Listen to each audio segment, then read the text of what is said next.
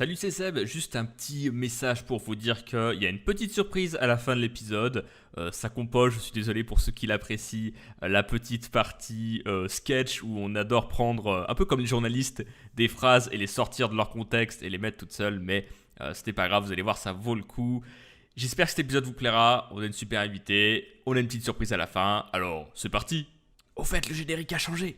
Chaque lundi, Systemator vous délivre des retours d'expérience, de l'inspiration et des conseils pratiques pour aider les entrepreneurs à développer leur créativité, leur productivité et leurs revenus. Vous venez d'activer le Systemator. Installez-vous confortablement dans votre nouvelle vie de créateur.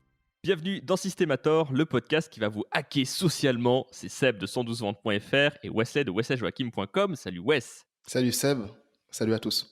Aujourd'hui, nouvelle invitée, on reçoit Charlotte Allégret et je vais avoir beaucoup de mal à résumer ton parcours. En gros, après avoir été militante politique assez active, après avoir monté une entreprise d'événementiel qui a cartonné dans les deux sens du terme, on y reviendra, après avoir expérimenté le design thinking avec ton entreprise Coursons-nous, tu viens tout juste de sortir un livre qui s'appelle Réussir un projet collaboratif, 40 étapes avec la méthode explorateur économico-social que tu as coécrit avec Mélanie Desjardins, c'est aux éditions Chroniques Sociales. Et on va parler de tout ça dans cet épisode. Salut Charlotte. Salut, c'est pas mal, c'est bien résumé. Oui, c'est cool. C'est bien, hein, franchement, là, hier, je me disais, attends, dans quel sens je prends le début, la fin, le milieu, je mixe. À mon avis, on est parti pour un épisode qui va être un peu long. On va essayer de se dire, bon, allez, 1 heure et demie maximum, quoi. Mais je pense qu'on va avoir pas mal de choses à développer aujourd'hui. Ouais, ça me met la pression, parfait. Mais non, il ne faut pas. Tiens, Wesley, pour détendre l'atmosphère, qu'est-ce que nos auditeurs peuvent faire avant de commencer? Eh bien, ajoutez 5 étoiles sur la plateforme de podcast de leur choix pour aider Systemator à continuer à évoluer. Si vous vous sentez explorateur économico-social dans l'âme, eh bien, ce podcast est fait pour vous. Donc, merci d'évoluer avec nous. Parfait, eh bien, c'est parti.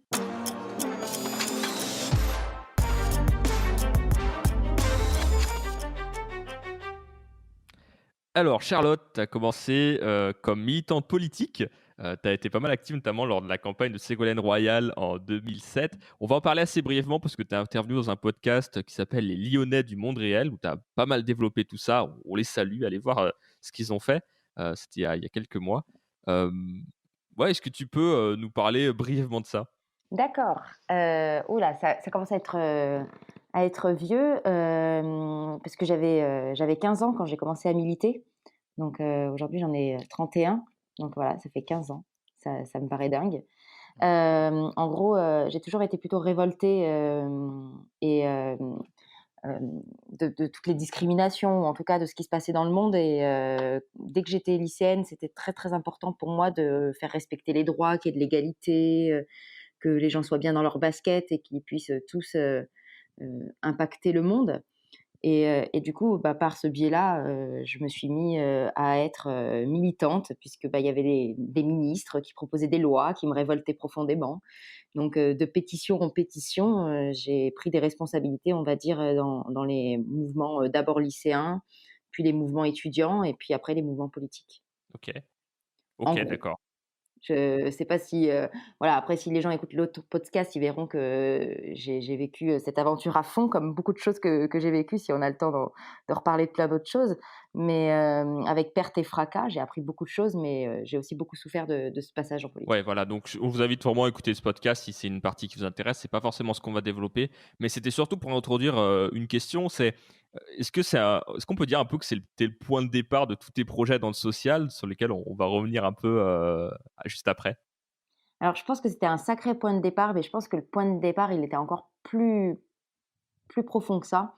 C'est-à-dire que j'ai souvent eu le sentiment d'être, un ovni ou en décalage, d'une certaine solitude à l'école. Même au collège, au lycée, et cetera. Et je pense que mon engagement, social, il vient vraiment de là, de ces mal de bide que je pouvais avoir quand j'arrivais pas à être en interaction avec les autres, ou que, les choses du quotidien étaient déjà compliquées pour moi, pour être, ancrée dans le monde tel qu'il était. et je pense que c'est là que je puise, beaucoup, beaucoup, beaucoup de mon inspiration et en tout cas le moteur de mes actions. OK. Est-ce que tu peux donner, quelques détails peut-être, sur ce que tu viens d'évoquer comme, ressenti? Ah bah, je sais pas, par exemple, à 10 ans, je savais que j'étais mal barrée parce que, quand dans la cour, tout le monde, son chanteur préféré, c'était les To Be Free là. Bah, moi, je savais même pas que ça existait, je crois que c'était un paquet de gâteaux et j'écoutais Boris Vian donc D'accord. il y a un moment, Boris Evian?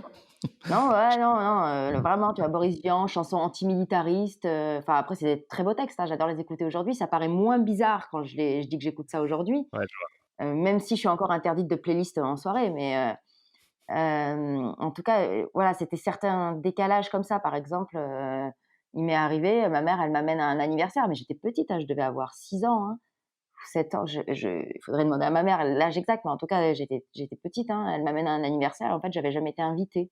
Mais moi, les gens, ils me souriaient, je pensais que c'était bon, on était copains, quoi. Mais en fait, j'avais pas du tout les codes du monde, dans lequel on vit et ça, j'ai beaucoup, beaucoup, beaucoup souffert. D'accord, je vois. Donc c'est pour toi, c'était une façon, hem, comment dire? De rassembler les gens, d'inclure, les gens, ce que tu essayes de faire aujourd'hui? Ouais, mais même en fait c'est-à-dire que tout ça, tous ces sentiments-là, en fait, c'est un terreau créatif pour moi. C'est-à-dire que quand je ressens une émotion, ça me donne des idées et je pense que tous ces sentiments de solitude font que quand, je vais concevoir un événement ou quelque chose, et je vais faire en sorte que tout le monde soit inclus ou en lien. Ça fait aussi que je suis très sensible à l'exclusion, aux gens qui souffrent de solitude, des choses comme ça. C'est des choses que je ressens assez vite. Ça fait écho en moi, en tout OK, cas. d'acc hem, bonne transition du coup, tu as monté une entreprise qui s'appelle La Vie est Bulle il y a quelques années. Alors qu'est-ce que c'était? Comment c'est né? Et ben, donc la vie est bulle, c'est né après mes longues premières expériences, professionnelles parce que, j'ai eu cette expérience politique et puis après j'ai expérimenté, j'étais responsable d'un tiers-lieu à Paris, qui était un des premiers cafés associatifs de France, où l'idée c'était de réussir à faire, une programmation culturelle et la cuisine avec des jeunes en réinsertion et des mamies du quartier. Puis j'ai fait ça pendant 4 ans et à la fin de cette expérience qui a été une des plus, folles de ma vie, on va dire, hem, j'avais envie d'avoir des défis, plus, débridés, on va dire. C'est-à-dire que dans le système associatif, et dans le système politique, j'avais, souffert des processus de validation des idées, de la peur du changement, des enjeux qui est voilà, il y a un conseil d'administration, il faut convaincre et cetera. Donc tout ça, j'étais usée de ça puisque, moi j'ai la conviction qu'il faut tester avant de débattre. Il faut expérimenter, il faut voir si ça marche, il faut supporter que ça marche pas, plutôt que de censurer avant, d'avoir, testé une intuition et donc du coup, ça m'a amenée à me poser la question de qu'est-ce qui allait me donner, carte blanche, sans avoir besoin de valider quoi que ce soit avec qui que ce soit. J'ai passé pas mal d'entretiens d'embauche à cette époque, qui ont été des fiascos total puisque, aucun employeur, quand on a 24 balais, nous dit: «Bah, OK, prends la direction de ma structure, carte blanche». Personne. Ce fut le calme plat et donc là, j'ai décidé, de monter la vie est bulle et de créer ma boîte. OK. Et alors, du coup, tu as fait quoi? Est-ce que tu as des exemples un petit peu de ce que tu as fait dedans? Ouais, alors, la vie est bulle, c'était une entreprise donc, qui, devait, interroger les liens sociaux. Comment interroger les groupes, comment faire en sorte que des gens qui ne se côtoient jamais vivent des choses ensemble. Au début, l'idée, c'était de le faire pour le grand public. Donc on a fait dans des cafés, des bars, des restaurants et cetera et l'idée, c'était de prendre leurs pires soirs et les pires endroits. C'est-à-dire les endroits où il y a le moins de monde, où les gens ne vont pas, spontanément et sur les soirs les plus désertés. Je sais pas, le 15 août, le 8 mai, les soirs vraiment où, les dimanches soirs et cetera et d'y faire des concepts, originaux, par exemple, on a fait, des concerts de jazz dans les kebabs, des défilés de mode dans les PMU, on a fait des Pictionary dans les laveries automatiques. Enfin, l'idée, c'était de faire des événements qui allaient, par leur, côté décalé, attirer des publics, hyper différents et après nous, notre métier, c'était de mettre en place une mayonnaise qui fait que les gens allaient, entrer en lien et se rencontrer et interagir. Et comment tu faisais en sorte de rassembler ces gens-là, du coup? Parce qu'en termes de communication, je suis curieux un peu de savoir comment tu faisais pour justement aller chercher, ces gens de différents univers. Est-ce que tu Et mettais des affiches en mode: «Bah, la c'est laverie tout un chapitre de automatique»? mon livre. Tout à fait. Donc je vous propose d'aller dans mon livre, étape, je sais plus et vous aurez toute ma stratégie. Non, en gros, moi comme je suis travailleur social de formation, en fait on le sait peu parce que finalement les travailleurs sociaux et avec le monde de l'entrepreneuriat, il y a quand même une fracture, on travaille peu ensemble. Il y a les entrepreneurs sociaux, mais c'est pas du tout la même chose que la formation de travail social et la formation de travail social, on apprend à mobiliser les gens, à faire en sorte que des gens lèvent leurs autocensures, leurs peurs, leurs préjugés, leurs a priori et puissent venir vivre quelque chose ensemble. Et donc du coup, bah, j'ai adapté en fait, tout ce que j'avais expérimenté dans le social pur et dur, mais dans la vie, qu'on estime non sociale, mais que j'estime, qui a tout autant besoin de social. Et donc du coup, on faisait des campagnes de mobilisation. Donc, on organisait des choses, par exemple des petits événements avant l'événement pour les gens qui oseraient pas venir. On faisait en sorte que les gens puissent venir seuls. On communiquait sur le fait que les gens allaient être tirés au sort à l'entrée, donc ils savaient pas avec qui ils allaient manger ni passer la soirée. Enfin voilà, on avait toute une série de choses qui construisaient l'événement pour que les interactions se fassent et que les gens, osent venir. Et on construisait des éléments de communication différents, pour toucher des publics complètement différents, voire opposés sur le même événement. Ah ouais, OK, d'accord. Donc voilà, en gros, comment on fonctionnait. Ouais, il faut lever petit à petit un peu les craintes, de venir à ce genre d'événement, Ah quoi. bah, le plus dur, c'est ça, c'est-à-dire que enfin, en tout cas, le parti pris que j'ai et que maintenant, je partage avec Mélanie dans la méthode qu'on a écrite, elle est vraiment là. C'est-à-dire que la communication, elle est très intéressante et c'est important d'en faire, mais ça sert à, faire peur à notre concurrent ou à se positionner et à habituer les gens à qui on est et à notre, existence, on va dire. Mais ça pousse pas les gens à l'action. En tout cas, ça va pousser aux gens à l'action qui seraient déjà passés à l'action parce que c'est vos potes, parce qu'il y a eu, un levier qui a fait que. Mais, ce qui vraiment va faire en sorte que quelqu'un va se déplacer ou va en tout cas être engagé ou passer à l'action, c'est vraiment la mobilisation des publics. Et pour ça, il y a des piliers hyper importants qui sont, lever les autocensures parce que c'est la chose qui limite le plus l'action.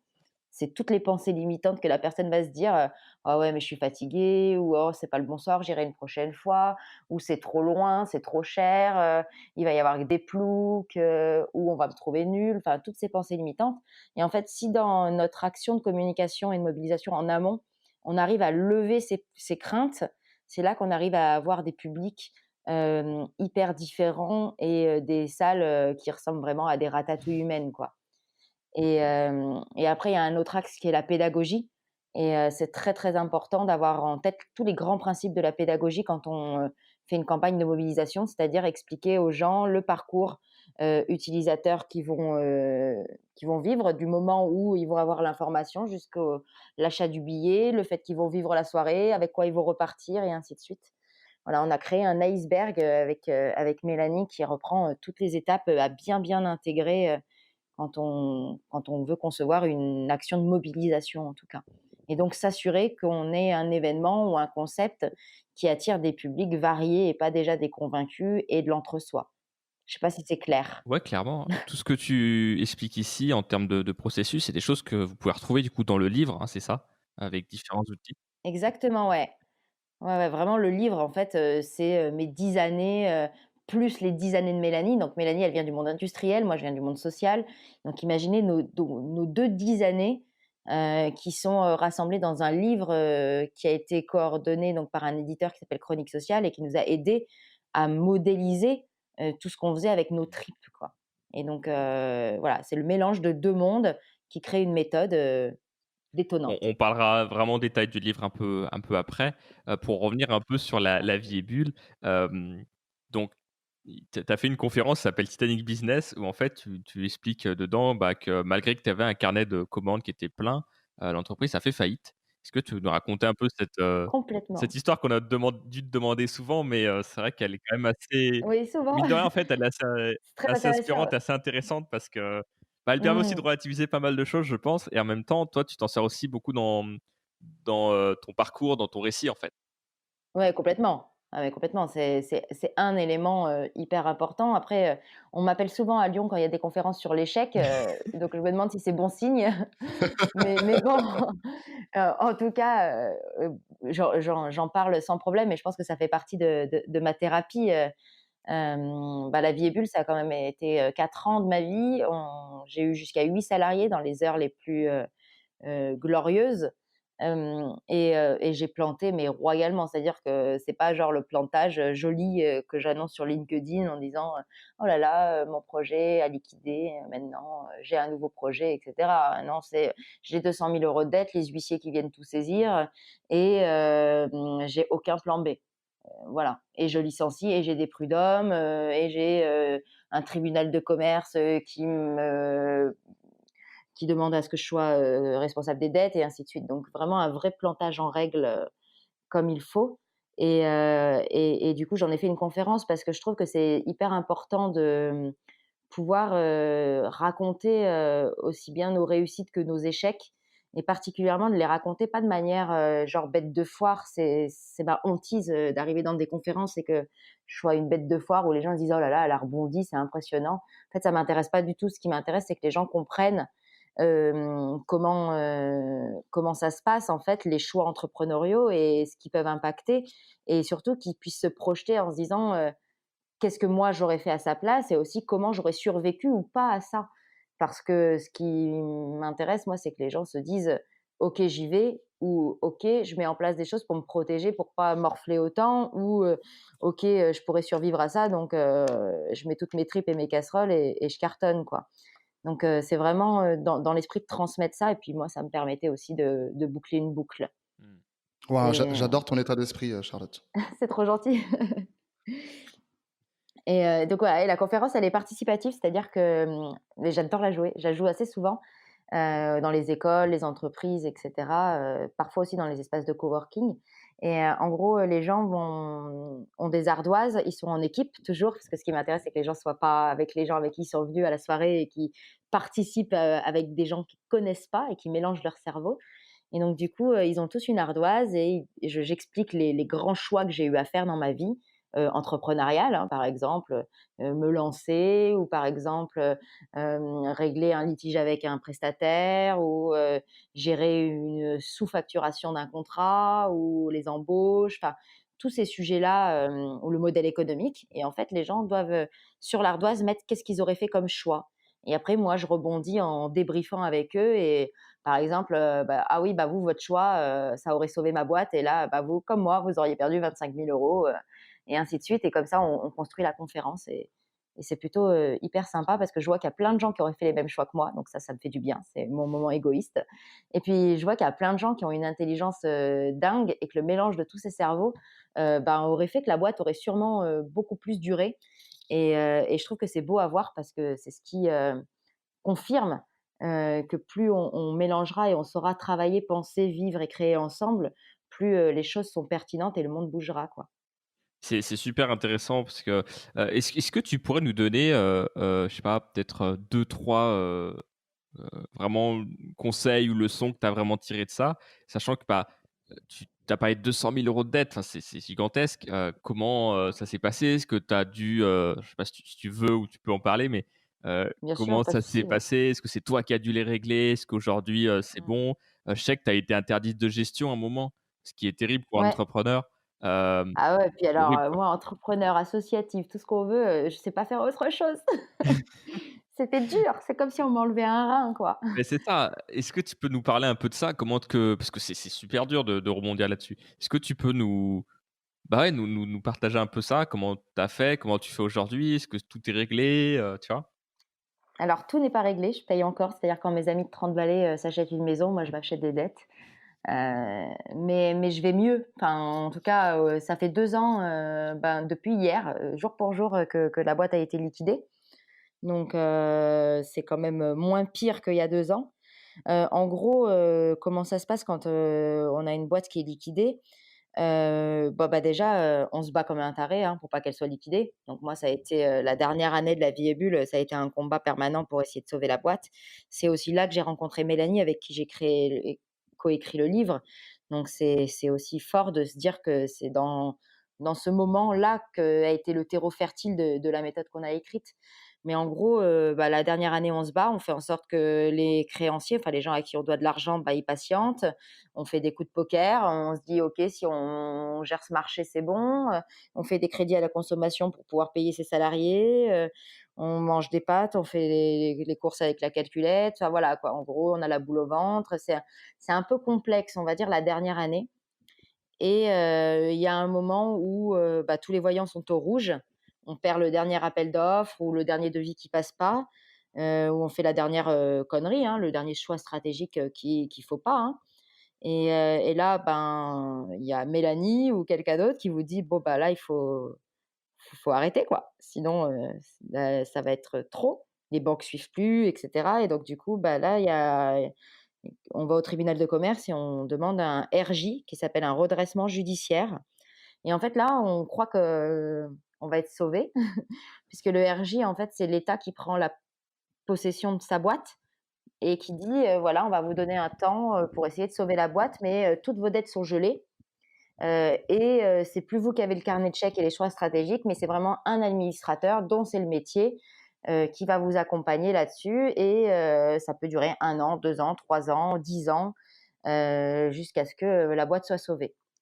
Sauf que, l'administrateur, que j'ai eu, il a bien vu que il y avait beaucoup de cadavres dans le placard, que j'étais une toute petite structure. Et ce qu'il faut savoir, c'est que les mecs, ils se battent pour les très grosses structures.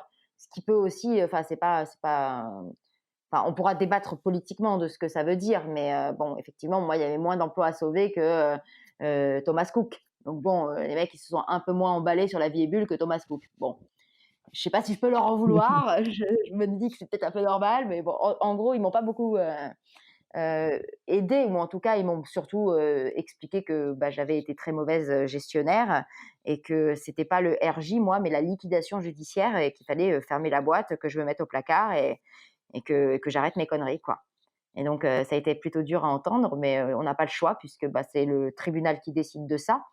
Et du jour au lendemain, c'est-à-dire qu'ils nous donnent une date, une heure, et à partir de cette date, cette heure, notre entreprise ne nous appartient plus. On n'a plus accès à nos locaux, on n'a plus accès à nos sites internet, à nos mots de passe, à nos téléphones, à nos ordinateurs, et tout ce qui appartenait à la boîte est saisi, vendu. En tout cas, voilà. Après ça prend du temps, c'est marrant, on passe devant le local, on voit qu'il y a encore tout, mais qu'on n'a rien le droit de faire, c'est très bizarre.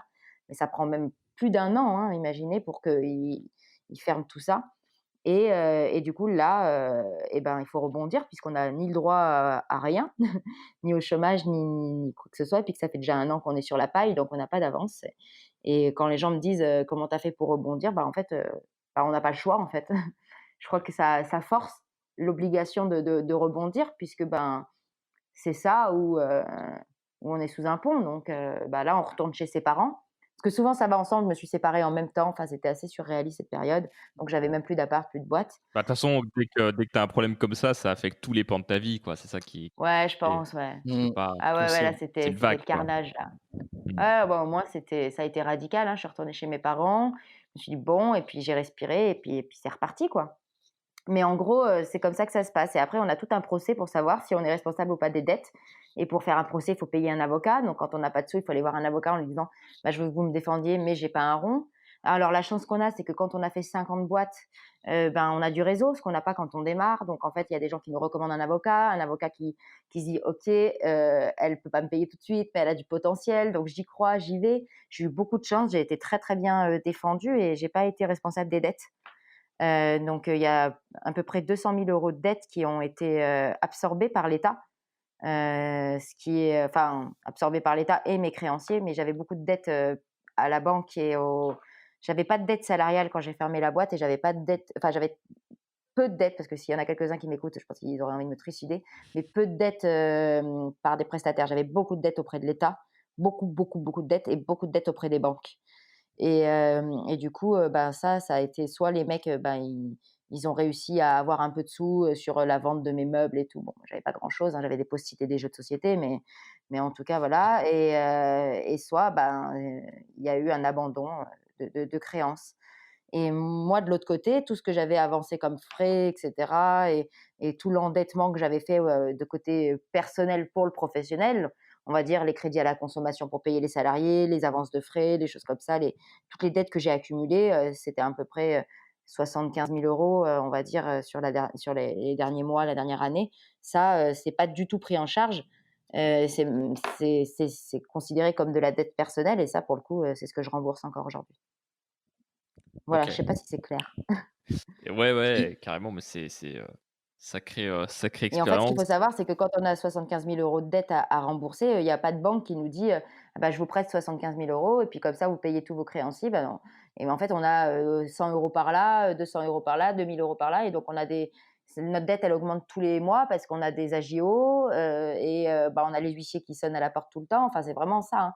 Jusqu'à ce qu'on arrive un peu à remonter et puis là, qu'il y a une banque qui puisse nous faire potentiellement confiance et qui rachète l'intégralité de la dette et qu'on rembourse à la dette.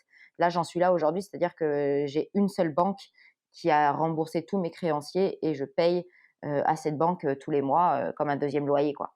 D'accord, donc ça t'a un peu «sécurisé» entre guillemets, Ah, ce ça m'a cette changé la vie, hein. mmh, J'ai personne qui m'appelle en me disant que je suis, la pire des bandits, donc ça fait déjà du bien, hein. ouais, je vois.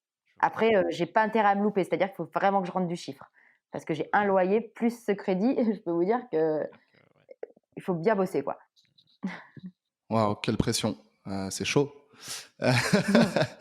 Et en même temps, je suis admiratif de la manière dont tu gardes la tête haute, dans cette, Ouais, enfin là, c'est facile, je vous le raconte, hein, je peux vous imaginer oui, le nombre mais de en tout soirées cas, dans mon pot de Nutella ou à avoir envie de crever, à me dire que j'étais la mais plus bien grande des sûr, merdes, enfin, je suis totalement mais mais normale, hein. mais la manière dont tu as rebondi, le fait que, voilà, Mmh. tu sois toujours dans le business, il y a des gens, voilà, ça aurait pu dégoûter ou que ça pourrait dégoûter de Mais l'entrepreneuriat et ça toi c'est non, hyper tu restes. intéressant ce que tu dis parce que quand j'ai coulé la boîte, je me suis dit: «Je veux plus jamais, mais plus jamais entreprendre». C'est-à-dire que c'était pas c'est ça m'a vraiment, dégoûtée, enfin pas dégoûtée contre les autres, dégoûtée contre moi-même. Enfin, je me suis dit: «Mais c'est pas possible, Traumatisant, quoi. je suis une quiche, quoi». Et en fait, j'avais une grosse newsletter avec La Vie est Bulle et j'ai envoyé mon CV à les 12 000 personnes qui recevaient la newsletter en leur disant: «Bah, voilà, si vous voulez m'embaucher, je suis disponible, j'ai pas de plan B, je sais faire pas mal de choses, vous avez pu suivre mes aventures ces 5 dernières années» et cetera. Et en fait, bah, les seuls gens qui m'ont proposé des jobs, ils avaient absolument pas compris qui j'étais, parce qu'ils me proposaient des jobs dans l'événementiel et cetera et les pauvres, j'allais être super nulle parce que moi, je pense jamais aux gobelets, aux verres, aux machins, aux trucs, enfin la gestion événementielle, c'est pas du tout ma plus-value. Et les postes intéressants, qu'on m'a proposés sur vraiment de la conception, de l'analyse, de la recherche, sur les liens humains, en fait, dans tous les entretiens, ils me disaient: «Vous êtes bien gentil, mais on vous prend absolument pas le risque de vous avoir, en interne dans la boîte, vous avez un profil beaucoup trop atypique, beaucoup trop libre et ici on va vous demander d'appliquer des politiques publiques ou des visions et vous, c'est une vision que vous avez donc ça va clasher» et je pense qu'ils m'ont fait un gros cadeau en me disant ça, puisqu'ils m'ont forcé à me relancer, quoi. Mais du coup, c'est par la force des choses quand même. Non, ben, je voulais savoir, oui, comment tu t'es relancé vers ton projet, entrepreneurial suivant? Et ben, il fallait que je trouve de manière, de pouvoir manger assez rapidement et un gros échec comme ça force à se poser la question de qui on est et surtout de pourquoi on est bon, pourquoi on est dans quoi on est à l'aise et dans quoi, bon, on pourrait s'abstenir et en fait, ça a été hyper intéressant moi ce que j'ai repéré, hein, de cette expérience, c'est que, ce pourquoi j'ai une plus-value, c'est la création. C'est la conception et intellectuelle de quelque chose, d'un outil, d'un projet pour transformer, impacter, changer quelque chose et donc du coup, j'ai continué à réfléchir là-dessus et j'ai eu la chance qu'une école d'événementiel et de com, qui suivait mon blog, me fasse confiance et m'appelle et me propose de donner des cours et je crois que ça a été un sacré déclic dans ma vie puisque, ben, cette école m'a dit: «Bah, voilà, tu carte blanche sur un cours, de 20 heures pour des étudiants». Moi, ça allait me permettre de manger et ça m'a forcé à mettre par écrit tout ce que je faisais de manière très intuitive et à théoriser toutes mes expériences et en fait, ça a été, une révélation pour moi parce que transmettre, j'adore ça. Voir des étudiants, découvrir, ouvrir leurs ailes, découvrir que leur cerveau se met en émoi et commence à créer des choses au bout de quelques cours, enfin, j'adore ça et du coup, ça a été la première pierre de mon projet, Causons-nous, comment penseront dans un monde carré, que j'ai aujourd'hui et sur lequel, je suis tellement alignée et à l'aise, que j'espère, ne pas le cracher. Alors causons-nous, tu fais beaucoup, beaucoup d'outils visuels dont on retrouve, un peu partout dans le livre. C'est un peu finalement ta Ouais, ta c'est marque de ça. fabrique et je me rappelle que dans une discussion qu'on avait eue, alors enfin à toi de me reconfirmer ou pas, peut-être que j'ai inventé, je sais plus, mais tu m'avais dit que tu avais jamais dessiné avant. Et ouais, jamais. Ça fait 2 ans que je dessine. Et ben non, non, en fait, c'est justement quand on m'a proposé de faire des cours, moi j'ai un vrai problème avec la technologie. Enfin, c'est pas que j'aime pas ça, j'adore ça, je suis une vraie geek, hein. Mais, c'est la technologie qui m'aime pas. C'est-à-dire que dès que je mets un PowerPoint, mais je sais pas comment déjà, quand je le prononce, ça sonne mal et en Ouais, plus déjà, on se quand dit, on a envie de fermer l'ordinateur, quoi. voilà, non mais c'est vrai, hein, donc du coup, je me suis dit: «Bon, devant des étudiants, je vais éviter de dire PowerPoint». Et en plus, ça marche jamais le truc, il enfin voilà et donc ça me stressait et quand j'ai liquidé, La Vie est Bulle, il me restait plein de panneaux que les huissiers n'avaient pas voulu. C'était des panneaux en blancs, en espèce de carton plume et je me suis dit: «Mais en fait, si je dessinais mes cours, je faisais des schémas de chacun de mes cours sur ces panneaux» et j'ai commencé à faire ça. Il fallait que je trouve, comment faire des petits bonhommes avec, facilement, donc les bonhommes bâtons là et puis, bah, j'ai commencé comme ça et ce fut une révélation et je pense que c'est ce qui m'a lancé les petits bonhommes bâtons. Ouais, c'est clair. Donc quand les gens ils me disent qu'ils savent pas dessiner, je leur dis: «Franchement, moi je vis grâce à un carré, 2 bâtons et une tête, donc go, hein, on y va quoi». Il y a pas de savoir dessiner ou pas, hein. Et donc c'est une méthode un peu, que enfin on parlait beaucoup de design thinking à une époque, Ouais, tout pour à fait, aujourd'hui. ouais. C'est quelque chose sur lequel toi tu t'es inspiré aussi pour créer ou tu l'as découvert après, avant? Bah, tout à fait, alors ouais, le design thinking, alors j'ai découvert ça malgré moi, c'est un truc de fou. C'est-à-dire que, bah, quand je faisais ces petits bonhommes, mes ateliers un peu créatifs, la manière dont je construisais mes cours et tout, j'ai une copine un jour qui me fait: «Mais Charlotte, tu fais du design thinking?» Je fais: «C'est quoi ce machin et tout?» Et j'achète un bouquin, «Qu'est-ce que le design thinking?» Et là, je me dis: «Waouh, en fait, c'est ça!» J'adore et en fait, on me paye le double quand je dis design Ouais, thinking, donc ouais, ouais. j'ai j'utilise ce mot, quoi. Mais en fait, dans le travail social, on fait ça depuis des années, le design thinking, Oui, sauf qu'on c'est ça. l'appelle pas comme ça. Mais après, c'est très vieux aussi le design thinking, mais en tout cas, on n'a pas ces termes-là. C'est vraiment comment, mettre l'humain au cœur du processus créatif, comment intégrer toutes les parties, comment être créatif, comment, expérimenter et cetera et ça, c'est des choses qu'on fait de manière très intuitive dans les structures sociales, quoi. En tout cas, celles, où je vais et celles comment j'avais envie de mener mes projets. Et donc du coup, ben, j'ai formalisé tout ça. Je suis montée en compétences en bouquinant et rebouquinant, en hackant, ce que je lis parce que j'aime bien, lire des choses et pour moi, c'est des points de départ.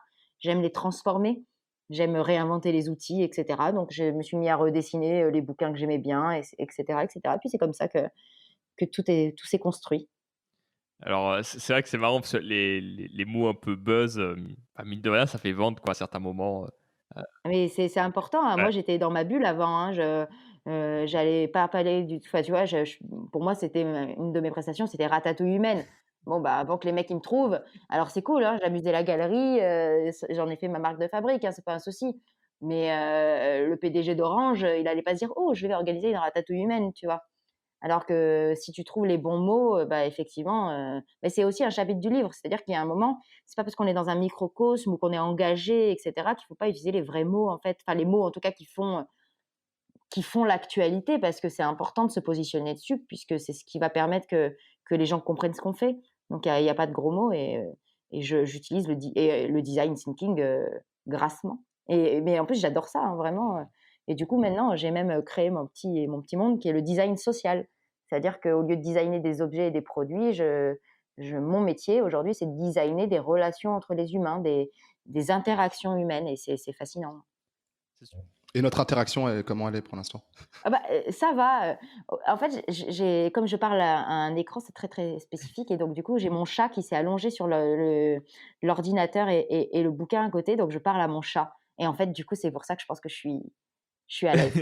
Mais ça Donc la star de cet échange, c'est Looping, qui est assis juste devant moi là.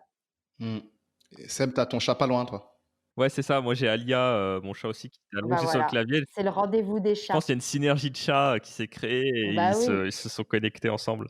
C'est Bah, assez ils se magique. sont dit: «Charlotte, mon surnom c'est Chat, il faut qu'on soit dans la place, quoi». Exactement, quoi. C'est vraiment le rendez-vous à ne pas manquer. Sauf que là, j'ai dû me retenir d'avoir un fou rire parce qu'en fait, elle l'a roulée sur la table et du coup, elle est tombée. C'était assez terrible, mais voilà. Non, mais toujours Ah, c'est la limite du podcast, hein, les gens ne peuvent pas voir ça et ah les exactement. pauvres. Vraiment, les gens qui nous écoutent, j'ai une pensée pour vous, vous ne voyez pas comment mon chat est trop mignon Mais là, prends une c'est photo, vraiment on le canon. mettra sur le site Ah, OK, je la prends, mais c'est privé quand même parce que c'est quand même mon kiff à moi, mon petit chat. Mais bon, je d'accord, la prends, je la prends. quand tu veux. Ah ouais, en Ça plus il est sur le livre, ça fera la classe. ah bah, ouais, ça c'est de la bonne com, hein, les chats directs. Juste pour finir pour ce sujet-là, c'est intéressant ce que tu nous donnes comme retour, d'expérience sur, bah, ce côté un peu mot à la mode parce que, bah, mine de rien, en fait, tu as toujours une comment dire? Ce qui est à la mode, fait aussi un peu le côté: «Ah ouais, mais tout le monde dit ça, donc moi, il faut que je dise autre chose, quoi» Exactement, et ça fait du bien finalement d'entendre, exactement. l'inverse. Bah ouais, mais en fait, il faut arrêter de vouloir être, enfin, on vit dans le vrai monde en fait. Il faut que les gens, enfin, pourquoi on devrait pas utiliser les mots importants? Enfin, voilà, par contre, on les utilise, mais avec ce qu'on a envie d'y mettre derrière, avec nos tripes, avec notre histoire, avec ce mot-là, mais c'est important d'avoir un langage commun, sinon on fait quoi? On reste dans son monde et dans sa bulle et on transforme rien, quoi. Donc, moi, j'ai pas peur de parler de business, de parler, de design, de parler de marketing, et de parler de social et de parler, de mixité sociale, de violence, enfin voilà, des en fait, de la vraie vie dans le monde dans lequel on vit, hein, et de pas, s'interdire, des mots parce qu'ils sont trop à la mode. Tant mieux s'ils sont à la mode, on va changer le monde comme ça. Clairement. Très intéressant. Je propose qu'on parle maintenant de ton livre. On peut peut-être commencer par le point de départ qui était l'éphémère, qui est comment dire? Un lieu éphémère, en fait, que tu as monté sur Lyon. Ouais, encore une idée, un peu farfelue qu'on a eue un jour. En gros, bah, j'avais commencé bien à rebondir, je travaillais encore avec Mélanie et tout et on a eu envie de tester notre collaboration plus en profondeur et s'il y a bien un truc qui me caractérise, c'est-à-dire que j'aime quand les choses, elles sont concrètes et pas qu'on reste dans l'idée d'avoir un projet commun et cetera et j'aime vraiment avoir des expériences, concrètes qui vont me permettre d'itérer ou d'avoir des nouvelles idées ou en tout cas de grandir ou de me dire qu'il faut arrêter tout de suite et du coup, avec Mélanie, on a eu l'envie d'expérimenter l'ouverture d'un lieu, sur 2 mois. Donc on savait quand il allait ouvrir, on savait quand il allait fermer et l'idée, c'était de pouvoir tester un modèle économique un peu hybride, sans subvention, sans levée de fonds et d'être autonome financièrement, rentabiliser ce lieu-là sur 2 mois et permettre, aux gens qui ne partaient pas en vacances, mais pour quelle que soit la raison, hein, parce qu'ils n'ont pas de sous, mais aussi parce qu'ils travaillent, aussi parce que, ils ont personne avec qui partir, parce que, leur, compagnie de voyage a fait faillite ou parce que, ils doivent garder leur maman, malade, quoi. Donc vraiment, n'importe quelle raison pour laquelle on était bloqué à Lyon faisait qu'on pouvait venir ces 2 mois d'été dans ce lieu et vivre des expériences. Donc on avait construit en fait, une réflexion sur qu'est-ce que nous apportent les voyages et les vacances. On avait, comme ça, classé 8 items, de choses que ça renforçait, mais dans le livre, vous pourrez retrouver ces items-là et les gens en fait construisaient leur programme, dans notre lieu, pour combler, les choses qu'ils peuvent pas combler s'ils partent pas en vacances. Donc, l'envie de dépaysement, l'envie de rencontre, l'envie d'innovation et ainsi de suite et donc la programmation de ce lieu-là, il y avait 500 animations sur l'été.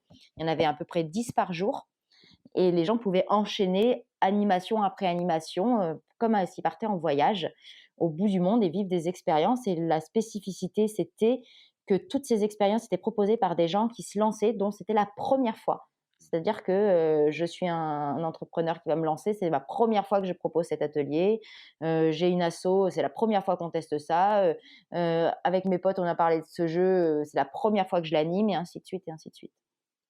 Voilà et donc on a monté ce lieu-là, Beaucoup d'expérimentation, du coup. exactement, ouais, c'était vraiment le droit à faire des bides totales. C'était ce qu'on disait aux gens, on ne garantissait pas qu'ils allaient pouvoir, vivre, consommer en tout cas une expérience de qualité. Moi, j'en étais convaincue, mais en tout cas, ils allaient quoi qu'il arrive vivre quelque chose de fort. Ça pouvait marcher, pas marcher, mais en tout cas, ils acceptaient comme quand on part à l'autre bout du monde en voyage.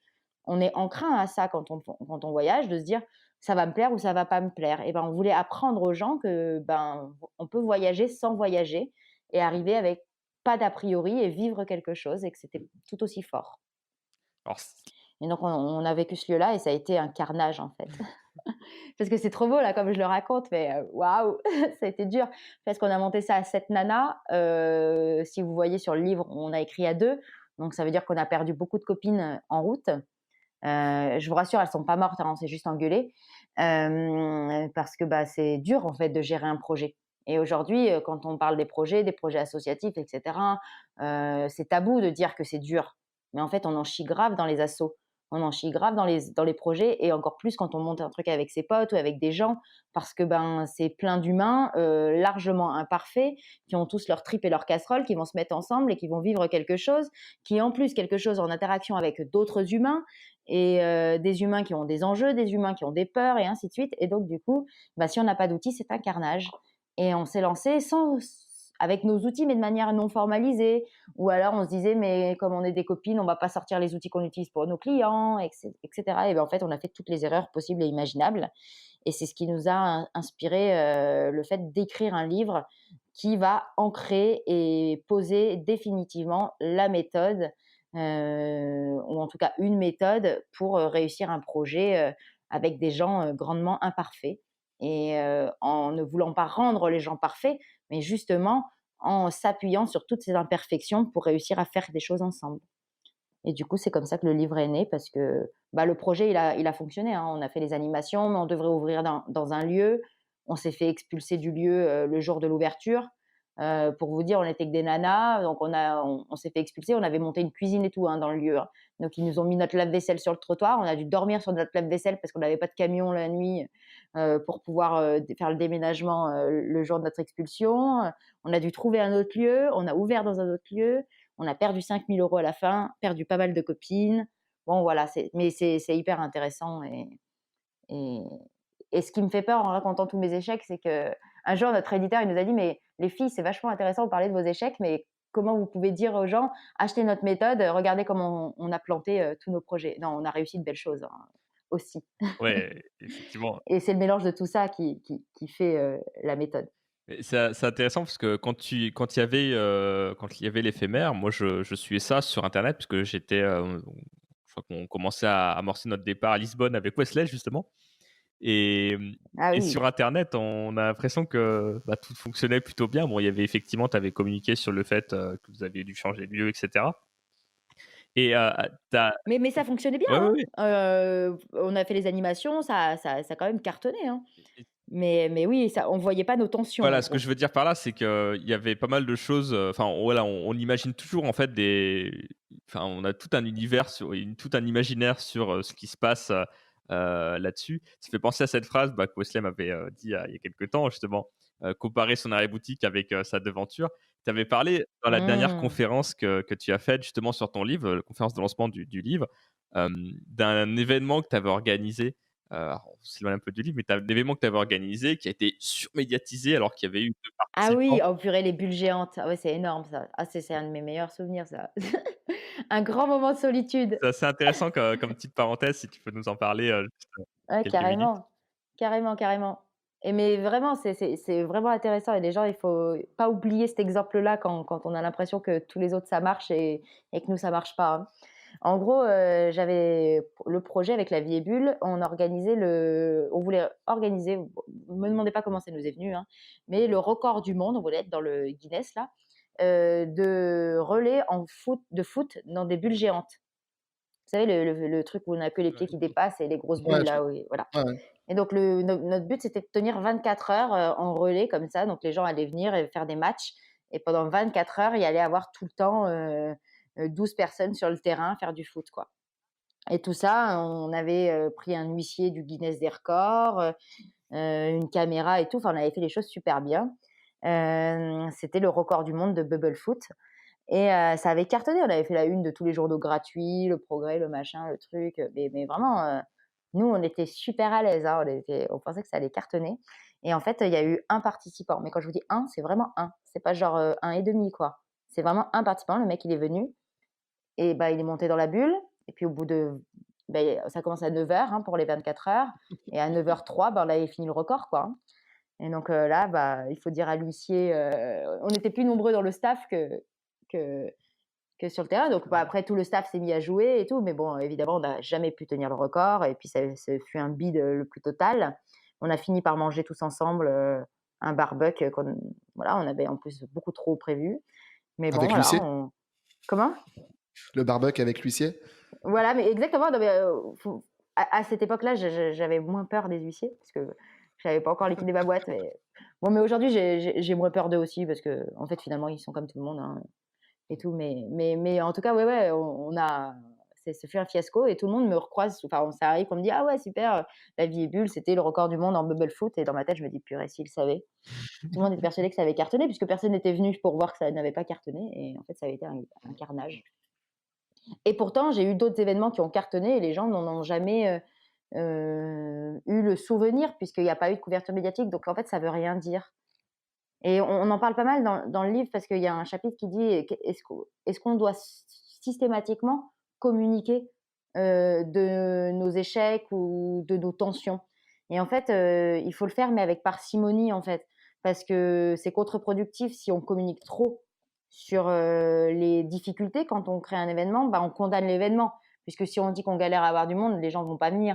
Enfin, et ainsi de suite. L'éphémère, c'était un peu ça l'idée. C'était est-ce qu'on communique nos difficultés mais si on communique nos difficultés, en fait, c'est comme abandonner. Donc, il vaut mieux aller au bout. Nous, notre manière de faire, c'est d'aller au bout. Et après, par contre, d'avoir une transparence dans la restitution. Donc, en écrivant un livre, avant le livre, on avait fait un livre blanc sur Internet. On avait fait une conférence où on expliquait les difficultés qu'on avait eues. Parce que pour nous, c'est plus intéressant de transmettre que de raconter au fur et à mesure de manière aléatoire et de condamner notre projet avant la fin. Parce qu'en fait, on ne sait jamais jusqu'à la dernière minute si ça va marcher ou pas. Il faut tenter jusqu'au bout. Donc, c'est pour ça que vous ne le voyez pas. C'est qu'on tente jusqu'au bout du bout du bout. C'est génial comme retour d'expérience. Est-ce que donc tu nous parles beaucoup du livre depuis tout à l'heure et c'est aussi pour ça du coup qu'on t'a invité maintenant puisque s'il est sorti pile cette semaine, alors peut-être la semaine d'avant Oh. si le podcast Ouais, non, il est sorti là jeudi dernier, donc mais il est sorti qu'en avant-première, c'est-à-dire pour la soirée de lancement et chez notre éditeur. Donc on peut aller à la librairie dans le deuxième chez notre éditeur, à Lyon. mais il n'est pas encore à 2 titres Fnac, et cetera. Et ça, il le sera le 31 octobre pour Ok. Halloween. Je sais pas si c'est bon signe aussi, mais en tout cas, Le jour de mon retour de Lisbonne à Lyon. Donc, alors Et ouais, c'est super bon signe alors. Ouf, je me tu sais ce que raccroche à tu dois ça. faire, hein. super. C'est aussi le jour d'anniversaire de mon chat donc c'est quand même des dates elles sont alignées. Mais parfait, mais en Génial, fait, on va c'est cartonner génial. alors. C'est bon, on va faire un best-seller, je compte sur vous. Est-ce que tu peux nous parler de ce livre? Parce que c'est vrai que c'est un objet assez atypique, quoi. En gros, dedans, C'est vrai, tu trouves? c'est comment dire? Il est assez fascinant parce qu'en fait, il y a énormément d'outils dedans, c'est un peu le principe, et il ressemble pas au comment dire? Tu sais, tu as toute la catégorie un peu des livres un peu, business, gestion, pratique. Je trouve qu'il Ouais. ressemble pas du tout à ça et il est vraiment, Non. atypique, ouais, c'est un mix entre un espèce de enfin, un cahier de peu de, comment dire? Ouais, un peu de cours comme on pourrait avoir avec, plein d'exercices, tout ça Ouais, et en c'est même vrai. temps, plein de couleurs, plein de, heu, des photos, enfin, c'était plein de choses assez sympas. C'est vraiment, ouais, c'est vraiment un objet un peu atypique, je trouve. Est-ce que tu peux nous parler un peu de ça?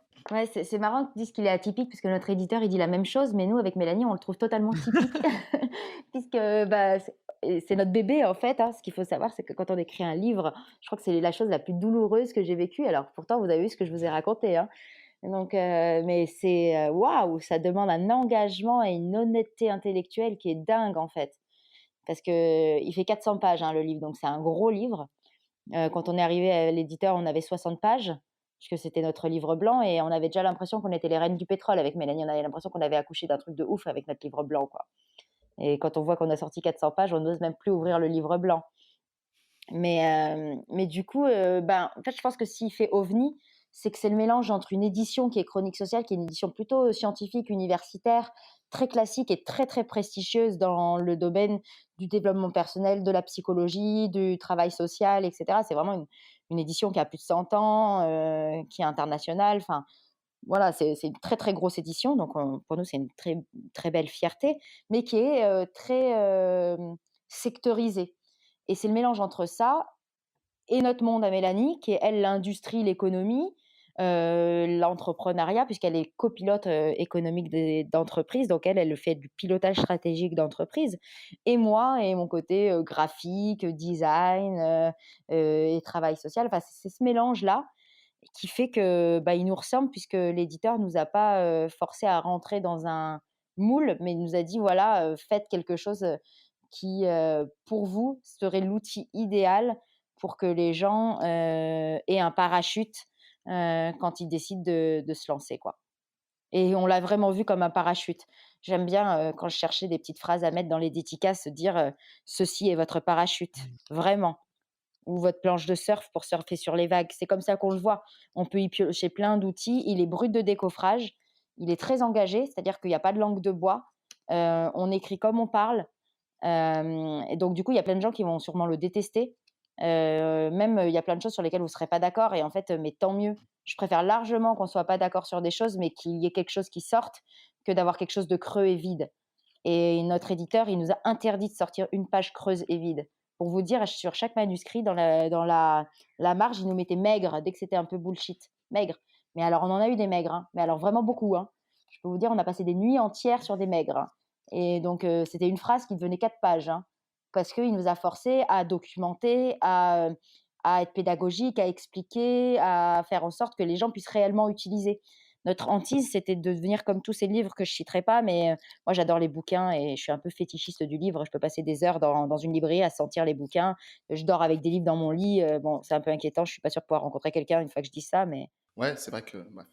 ouais, ouais, ça va pas m'aider sur Tinder. Mais bon, bref, je peux faire de la place quand même. Je peux enlever mes livres, hein, mais en tout cas, je suis quand même un certain fétichisme des livres et j'achète des livres. Et quand je lis des livres, souvent, je suis frustrée parce que en fait, c'est une vitrine, c'est deux trois trucs, mais ça va pas, je suis pas sûre qu'on puisse l'utiliser, en fait, si on n'est pas déjà, dans le monde, dans ce monde-là. Et du coup, nous, on voulait un livre que n'importe qui puisse utiliser et qui puisse être applicable aussi bien pour un jeune dans un quartier qui veut monter, une soirée, DJ avec ses potes, qu'une mamie, qui veut faire une galette des rois. Enfin, je suis dans les clichés là, c'est catastrophique. Alors une mamie qui veut, faire du DJ dans les boîtes de nuit ou un jeune qui veut organiser la galette des rois, à la mairie ou, des copines qui veulent partir en voyage ou un mec qui veut monter sa start-up. Vraiment, ou même, moi j'applique le bouquin, dans des grands groupes industriels ou j'applique aussi le bouquin, pour, coordonner la fusion collaborative d'Office HLM. Donc en fait, elle se veut hyper transversale puisqu'elle, elle est pas adaptée à un projet spécifique, mais elle est adaptée à ce qui est l'être humain. Et en fait, tout est axé sur qui est l'être humain et comment on fait pour qu'il soit outillé pour s'en sortir. Et on l'outille de 3 manières. On l'outille pour aller plus vite, donc on appelle ça les outils catalyseurs, donc qui leur permet d'aller vite parce que, bah, le monde, il a besoin de changer maintenant. Quand on monte un projet, on a besoin de bouffer maintenant. C'est pas dans 3 mois, dans 10 ans qu'on a besoin d'être rentable, c'est maintenant. Donc du coup, il faut pouvoir catalyser, l'humain pour qu'il puisse aller vite. Le deuxième type d'outils, c'est les outils protecteurs, puisqu'il faut protéger les humains, puisque quand on va vite ou quand on veut changer, transformer, expérimenter, ben, on en prend plein la gueule, j'en suis la preuve. Et j'aime mes rayures et mes écorchures, mais j'aime aussi, protéger les gens des rayures et des écorchures que j'ai pu avoir. Et du coup, on a fait toute une série d'outils qui permettent de se protéger de tout ça et que l'humain, il puisse, pas perdre trop de plumes et de passer à l'action, on dit, sortir de leur zone de confort tout en confort. Et après, le troisième type d'outils, c'est les outils égalisateurs parce que, si on veut monter un projet en interaction avec les humains, bah, il faut égaliser, il faut que tout le monde ait le même niveau d'information, il faut que tout le monde puisse, y participer, être inclus, il faut penser, à tous les types de personnalités, à toutes les pathologies, à toutes les problématiques des gens et faire en sorte que, ben, les outils, ils puissent, être adaptés, à ça. Et donc voilà comment s'est construit le livre. Alors, Je sais pas si c'est clair ou c'est un non, peu non, c'est bordel? très clair. Concrètement, du Ouais. coup, j'ai un projet, je prends le livre, je commence comment? Étape 1, étape 2, étape 3, je fais tout dans l'ordre ou est-ce qu'il faut aller piocher à droite à gauche? Alors franchement, c'est comme on veut. C'est-à-dire qu'il y a des gens qui vont être beaucoup plus, qui vont avoir besoin de contenance parce que c'est la première fois qu'ils se lancent et cetera. Moi, je conseille de le faire dans l'ordre parce qu'on l'a imaginé dans un ordre spécifique qui est notre parti pris.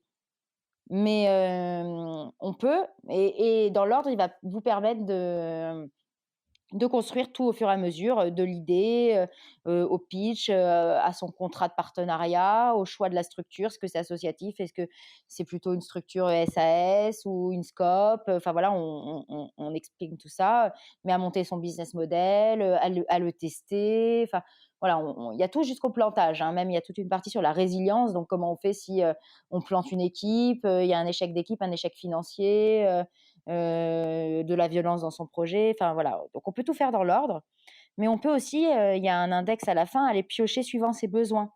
Bon, bah, j'ai besoin de faire comprendre mon projet. Bah, tac, je regarde et je vais à la page 129. J'ai besoin de pouvoir convaincre un partenaire. Enfin voilà, et en fait, on peut aussi le fouiller par ses besoins. Donc il n'y a pas de, il y a pas de conseil. En fait, c'est chacun avec sa spécificité qui peut le lire comme il veut. Mmh. Et nous, on encourage les gens à le gribouiller, à noter des choses dessus, à y ajouter des post-it, à même, s'il y a des questions, d'écrire la question sur un post-it, prendre en photo sa page et nous l'envoyer pour qu'on puisse interagir. Enfin, voilà, le but, c'est qu'il vive ce livre.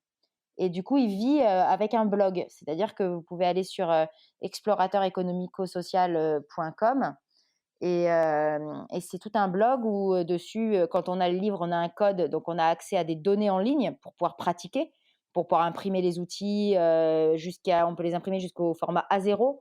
Donc ça veut dire qu'ils sont mis en très haute définition, ce qui vous permet de, si vous voulez faire un projet collaboratif et que plein de gens écrivent en même temps sur votre, outil, vous pouvez.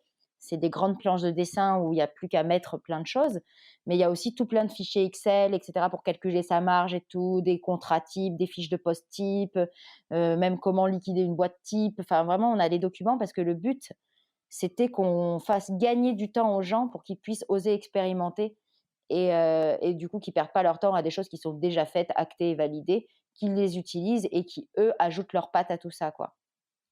Et sur le blog, il y a une partie publique qu'on appelle exploration et dessus, on écrit plein d'articles, quasi, on va dire tous les 2 3 jours, des articles sur le monde, dans lequel on vit pour muscler, le projet et la vie, des gens pour qu'ils puissent, créer. Voilà, en Ouais, gros. c'est vraiment hyper complet et c'est intéressant justement ce côté un peu, comment dire? Il y a 2 dimensions, quoi. Il y a la dimension vraiment, bah, tu as le livre entre les mains, le livre papier et puis tu as cette dimension numérique. Oui, et en plus, ils sont trop bons. Ouais, ça j'avoue, je suis, Non, mais c'est vrai, c'est franchement, ils terrible, sont trop, trop c'est bons. terrible. C'est l'odeur de on avait un débat l'autre jour là-dessus, mais c'est l'odeur des livres quand on les achète. Je sais pas, toi Wesley, si tu as les mêmes fétichistes ou pas? Non, c'est vrai que l'odeur du papier. Après, je sais pas si tous les livres sont pareils, mais Je sais pas, mais en tout cas, je vous conseille d'acheter le mien parce qu'il sent vraiment très, très bon. et j'espère que ce sera le cas aussi dans l'application. Ah ouais, j'ai vraiment, alors là, c'est le stress le plus ultime. C'est très, très dur, hein, de publier un livre parce que, ben, on se met à nu et après, ben, on n'est plus comptable du résultat. Les gens vont prendre possession et ça se trouve, ça va pas du tout apporter ce qu'on veut apporter et ça, ben, on le saura que dans quelque temps ou jamais. Tu as eu des retours déjà Mais, ou?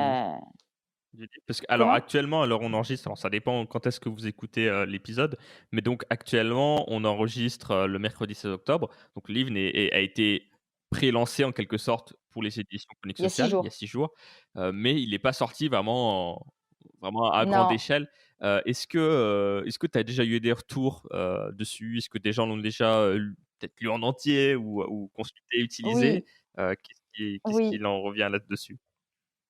Alors déjà, il y a plein de gens qui avaient déjà utilisé des outils puisque nos clients, on leur fait utiliser nos outils tout le temps. Donc du coup, sur les outils, on est plutôt confiants. C'était sur la prise en main, on a eu des super retours. Mais je mets un bémol, c'est que c'est quand même des gens proches. Enfin, on les connaissait pas, mais c'est quand même des gens qui viennent à la soirée de lancement du livre, qui sont déjà plus sensibles à notre parti pris. Donc du coup, je suis pas sûre que ce soit objectif de dire que, le livre, fonctionne et cartonne. Mais les retours qu'on a eus, ils font du bien. En tout cas, les gens, ils trouvent des réponses, ça les galvanise, ça leur donne envie de passer à l'action. Les retours vraiment qu'on a eus, c'est: «Ouais, super, les canevas graphiques, me donnent envie de répondre, de me poser des questions». Bon, il y a aussi on a déjà vu des coquilles un peu dans le livre, une petite faute et Ah bah, tout. ça Bon, c'est bah, c'est normal, comme hein. ça, hein. Il paraît que c'est normal. Donc, comme on apprend à supporter l'imperfection, ben, on s'applique nous-mêmes, notre méthode, supportons notre imperfection. Et donc, du coup, voilà, les retours pour le moment sont très positifs. Après, pour moi, ce sera vraiment positif quand, je sais pas, un jour je croiserai quelqu'un dans le métro et qu'il est en train de gribouiller mon bouquin, quoi. Je vois, faut la prendre la photo et faire un selfie avec, quoi. Ouais, Ah mais là, je serais comme une incroyable. zinzin, quoi. Hem, Donc voilà, là, c'est là que je pourrais dire que mais pour le moment, les retours sont très bons, très, très bons. Super. Est-ce que tu peux nous parler un peu de Mélanie, avec qui, tu as coécrit le livre, comment tu te Ouais, rencontres, qui c'est? Qu'est-ce qu'elle fait? Hem, peut-être qu'on l'invitera un jour, donc pas enfin voilà, mais si tu peux nous la présenter un peu. ouais, bah, Mélanie, c'est une de mes plus belles rencontres, on va dire, puisque, bah, je l'ai rencontrée, sur La Vie est Bulle quand j'étais en train de me battre pour essayer de la sauver.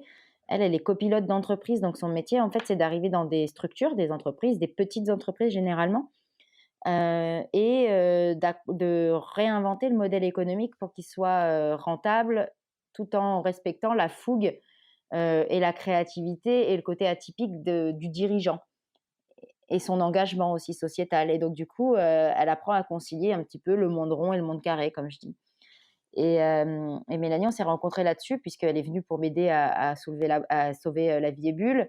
On a fait des miracles, mais j'avais fait beaucoup trop de dégâts et donc au bout d'un moment, bah, ça a pas réussi, mais en tout cas, notre rencontre a été, très fertile puisqu'elle a donné naissance à ce livre et parce que ça a été vraiment la rencontre entre elle, qui maîtrise les chiffres, la productivité, la rentabilité, mais tout en étant très engagée, hein. Elle est plus zéro déchet que moi, donc imaginez, hein.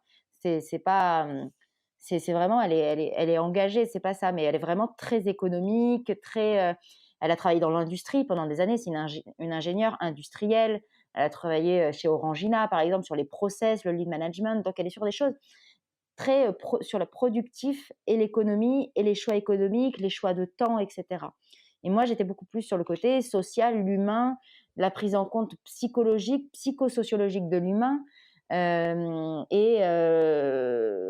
process de design, on va dire et donc du coup, c'est ce mélange-là qui a donné, naissance à notre rencontre et au livre et Mélanie, elle apporte tout ça, cette connaissance du monde industriel et comment, utiliser le meilleur de ce monde industriel pour que tout le monde puisse s'en saisir et optimiser ses projets, en gros. Voilà Mélanie et Mélanie, elle a 10 ans de plus que moi, elle est maman, et elle m'impressionne. Je ne sais pas comment elle fait pour gérer et sa vie de famille, écrire un livre et faire tourner sa boîte depuis 5 ans. C'est vraiment une des personnes qui m'impressionne le plus, sur cette planète et elle fait partie des rares personnes qui arrivent à m'épuiser donc c'est assez dingue. C'est-à-dire que je suis obligée de lui dire: «Là, je peux plus, en fait» et c'est très, très rare que je dise ça. Génial. Bah, du coup, ouais, un vrai bon duo. Hem, c'est quoi la next step pour vous 2, la prochaine étape, pour vous 2 et pour toi aussi Ah! d'ailleurs? Ouais, alors pour nous 2, c'est, notre grand sujet du moment, c'est d'arrêter d'itérer, d'inventer. Parce qu'en fait, notre problème, c'est que nos cerveaux, ils se mélangent tellement bien qu'on invente tout le temps plein de choses. Enfin, qu'on va tout le temps plus loin. C'est pas on invente plein de choses différentes, mais on a, des idées pour aller plus loin. Sauf qu'en fait, si on continue à aller toujours plus loin, bah, on va se cramer et la vraie vie, c'est aussi de pouvoir rentabiliser ce qu'on fait et donc là, il faut qu'on arrive à se dire: «Ce livre, il est bien et maintenant il faut qu'on vende ce livre». Il faut qu'on vende notre accompagnement autour du livre puisque nous, on accompagne des projets ensemble autour du livre. Les gens peuvent aller voir sur notre site, hein, c'est toute une méthode de copilotage. Le but, c'est d'accompagner les gens dans leurs projets et d'être leur copilote avec ce livre. Mais donc du coup, notre prochaine étape, c'est d'arriver à, ne pas tout de suite réinventer quelque chose. Et après, bien sûr, on a des rêves à long terme.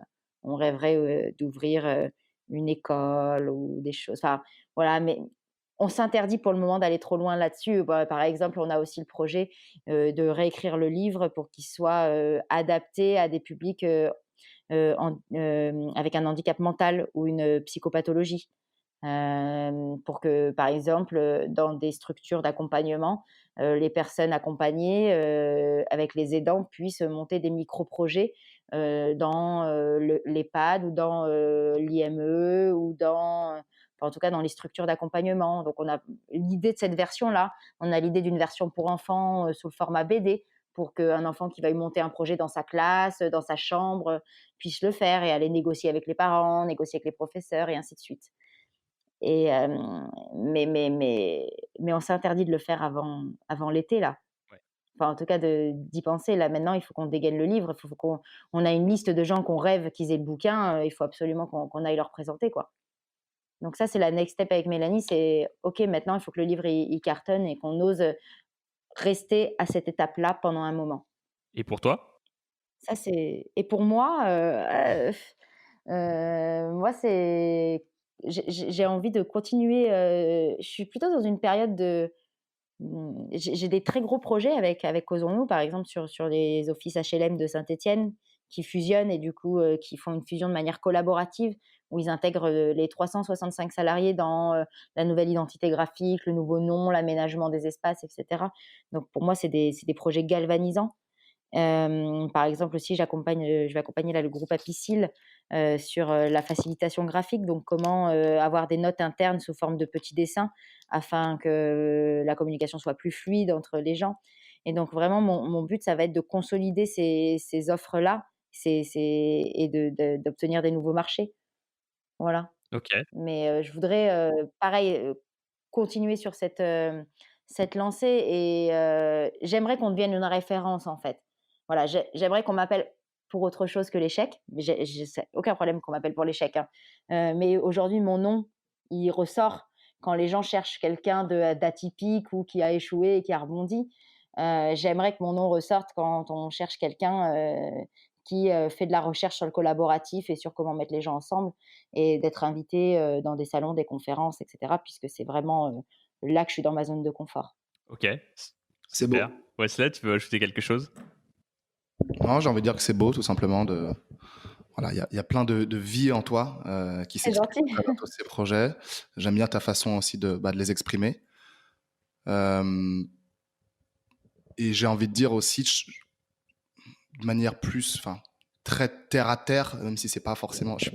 J'ai tendance moi aussi à être voilà, très créatif, à partir dans tous les sens, mais Ouais, euh, ce que tu as voulu développer depuis que tu t'es lancé à ton compte, ça a toujours été porté vers le social. On est bien d'accord. exactement, ouais. Et on sait que bah, c'est un environnement qui c'est plus difficile de gagner de l'argent. Tu vois, j'ai pas envie d'avoir des croyances limitantes par rapport à ça, mais euh, tu t'attaques à des problématiques qui sont très délicates et bravo à toi pour ça. Tu vois, tu t'es pas dit je vais apprendre quelque chose.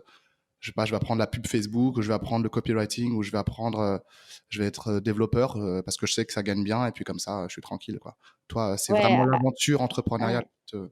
Ouais, après je suis allée aussi où j'étais, à l'aise, hein, Mm, c'est-à-dire que j'ai beau adorer, coder, enfin que quelqu'un code devant moi parce que je trouve ça aussi, je suis une fétichiste du code, mais mais je suis nulle pour ça. Donc je suis aussi où je suis à ma place, en fait. mm, mm, Hem, mais oui, oui, c'est vrai que le social et en tout cas de la manière dont on le fait avec Mélanie ou que moi je le fais dans mes différentes expériences, oui, c'est un peu culotté, c'est subversif, c'est engagé, c'est risqué. Mais je crois que c'est mon carburant aussi donc ça m'apporte autant que j'apporte, on va dire. C'est un projet qui qui Ok, qui, heu, super. reflète ta personnalité, en fait.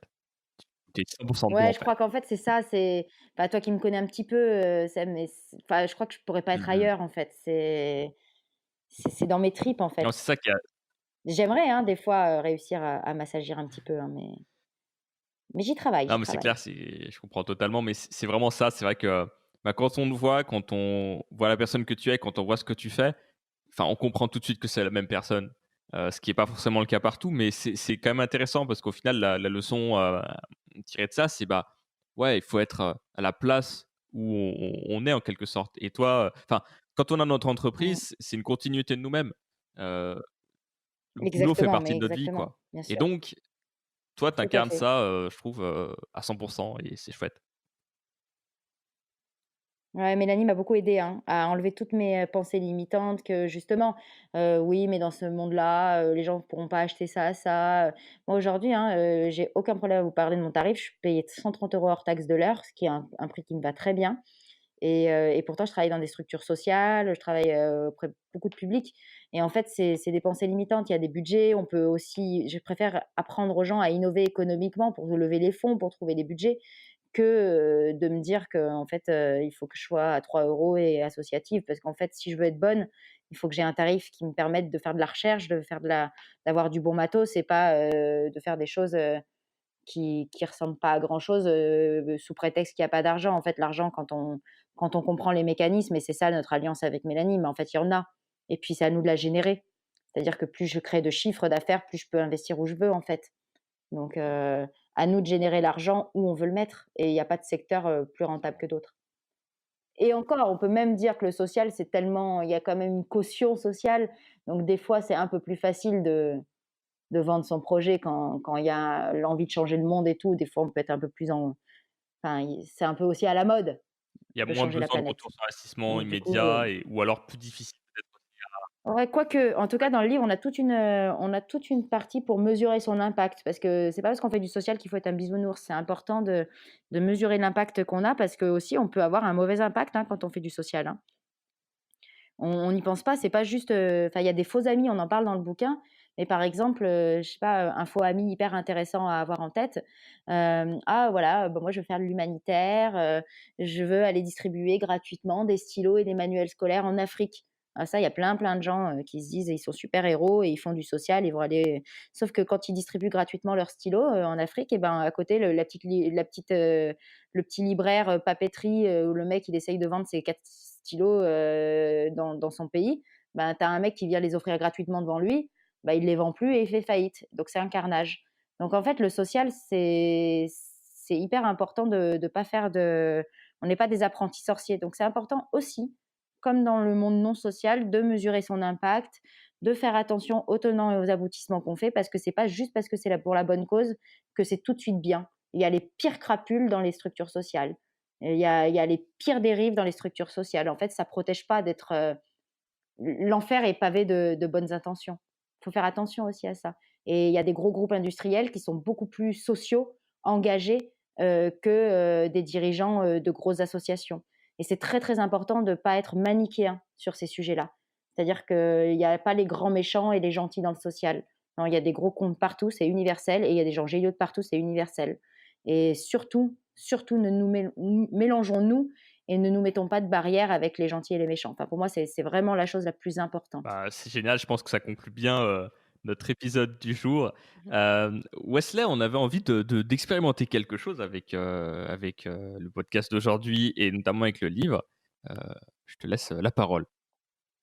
Ouais, je reprends la parole. Il y a un peu de bruit derrière moi, mais c'est cool. Euh, on a trouvé cool l'idée de vous faire gagner le livre de Charlotte, de lancer un concours. Et avec Sébastien, on n'avait pas d'idée concernant le jeu à lancer et comment voilà, faire la part des choses et sélectionner la personne qui gagne le livre.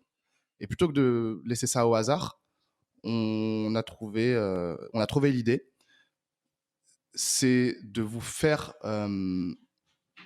partager votre projet, justement. Et je pense qu'on peut le faire avec un outil sur une des pages de ton livre, Charlotte. Ouais, c'est ça. En fait, du coup, quand tu m'as parlé de ça, ça a rebondi et je me suis dit, mais la page 129 du bouquin est parfaite. Et pourquoi on n'offrirait pas à tous les auditeurs de ce podcast la page 129 pour qu'ils s'en saisissent et qui du coup la remplissent et que vous puissiez choisir le gagnant suivant comment la personne a rempli cette page. En fait, cette page, elle s'appelle Pitcher un concept et on a mis en place avec Mélanie une page graphique qui permet en quelques lignes de pitcher son projet. Donc, vous allez avoir une phrase à trous. Donc, c'est tout bête, c'est la phrase qui passe partout. Donc, il y a le mot pour, il y a une case vide avec écrit les bénéficiaires dessous et bla et bla et bla. Enfin, vous allez voir, si en remplissant cette phrase, ça vous permet d'avoir une phrase compréhensible de tout le monde et qui présente votre projet. Dans ce canevas graphique, il y a aussi un petit cadre qu'on appelle l'ADN de son concept. Le 4-4-4, il y a conviction, ambition et preuve. Et l'idée, c'est de pouvoir lister 4 convictions, 4 ambitions et 4 preuves. Là, ça paraît, c'est très graphique, donc ça peut paraître nébuleux sur le podcast. Mais si vous allez sur le site ou sur la page où les garçons vont diffuser cet outil, c'est très facile de la remplir. Et donc, du coup, parce qu'il y a des petites indications, et du coup, vous pourrez mettre le titre de votre projet, votre baseline, vos 4 convictions, vos 4 ambitions, les 4 preuves qui vont prouver que vous êtes la bonne personne et que ça va marcher. Les preuves, c'est pas des projets, hein, c'est dans le futur, hein. Les preuves, c'est ce que vous avez déjà vécu, hein, mais ça peut être à la maternelle, hein. Une preuve, elle peut être à la maternelle, hein. Votre projet peut être ancré dès la maternelle. Donc, ne vous censurez pas sur vos preuves, ne vous censurez pas sur vos ambitions ni vos convictions, et puis remplissez la phrase à trous. Et puis de ça, comme ça, vous pourrez avoir les 399 autres pages si votre dessin, enfin votre canevas est sélectionné. Voilà en gros comment ça va fonctionner. Et si vous n'êtes pas sélectionné, je vous conseille d'aller acheter le bouquin parce que j'en suis trop On fière. vous le conseille aussi. Et effectivement, ça fait sens d'offrir le livre à quelqu'un qui a un projet avec du potentiel. Et voilà, c'est pas juste offrir un livre pour le kiff d'offrir un livre ou parce que ça fait bien ou parce que Mmh. c'est cool, regarde leur podcast, ils offrent un livre et du coup on va aller mettre 5 Faut étoiles le faire sur quand même, c'est Apple dit. Podcast. Non, Mais vous pouvez quand même mettre 5 étoiles vous devez quand sur même le Apple faire. Podcast, hein. Mais ce livre, c'est le meilleur des livres, c'est celui qu'on lit et qu'on applique. Voilà, et qu'on gribouille, et avec lequel Ce on que je vous dort. propose, c'est du coup, de Pour les fétichistes. Voilà. ce que je vous propose, c'est du coup de vous rendre sur systemator.tech, tech/concours. Il y aura une page avec toutes ces informations-là. On ouvrira le concours vraiment quelques semaines, donc il faudra quand même être assez rapide. Et on annoncera la personne qui a gagné dans des épisodes futurs. Alors, il faut savoir qu'avec Wesley, on a des épisodes d'avance, donc voilà, ne soyez pas trop pressés. Mais dans tous les cas, voilà, vous pourrez remplir ce document. Et puis, on choisira quelqu'un parmi vous. Évidemment, on ne doute pas avec Wesley qu'on recevra plein de choses intéressantes, mais il faudra forcément faire un choix. Voilà, mais on a hâte de recevoir bien vos pitchs. Allez, sur ça, on va passer au truc de la semaine.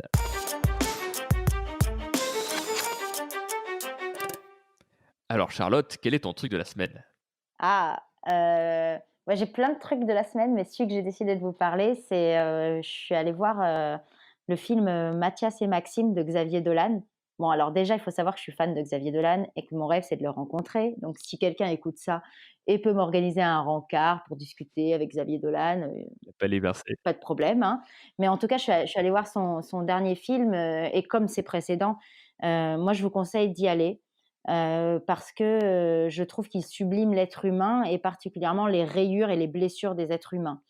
Et je trouve ça fort, en fait, de pouvoir arriver dans une salle de cinéma et que ce qui soit beau, c'est, les écorchures des gens, c'est qui ils sont tels qu'ils sont, et pas avec de la fioriture ou avec, ce qu'ils sont en plus. C'est vraiment, très, très intéressant de rentrer dans l'intimité comme ça de personnages qui sont pleinement imparfaits, qui sont pleins d'incohérences, pleins de violence, en fait, qui sont comme nous tous, et je trouve que c'est assez fort. Et ce livre, n'importe quoi, ce film traite, de l'amitié, mais aussi de qui on est, de qui on a envie d'être et qui on ose être et qui on est réellement, et comment on gère les pulsions qu'on a, alors autour de la sexualité, mais autour aussi de qui on a envie d'être, et comment on ose assumer, ce qui se passe en nous. Et je trouve que c'est assez fort, voilà, il y a aussi bien, une relation à 2 qu'une relation de groupe. Enfin, je trouve que Xavier Dolan a un parti pris très commun à celui qu'on peut avoir avec Mélanie dans notre livre. Alors, vous verrez, lui, c'est beaucoup plus, artistique, avec de la belle musique, des belles images, des plans de dingue, et cetera, un jeu d'acteur, et nous, c'est des petits bonhommes bâtons, et du rose et du vert, hein. Mais donc c'est pas tant sur ça, mais sur le fond, je trouve qu'il y a ça de commun. C'est comment on va, prendre les humains tels qu'ils sont et les sublimer, et je trouve que ça, l'œuvre de Xavier Dolan, elle est parfaite. Donc, le film, là, c'est Mathias et Maxime, c'est ça? Ouais, Mathias et Maxime, voilà, et moi, je suis allée le voir et j'ai pris beaucoup de plaisir. Wesley, est-ce que c'est quelqu'un que tu connais? Est-ce que tu as déjà regardé ses films? Je suis sur Wikipédia là pour découvrir Xavier Dolan.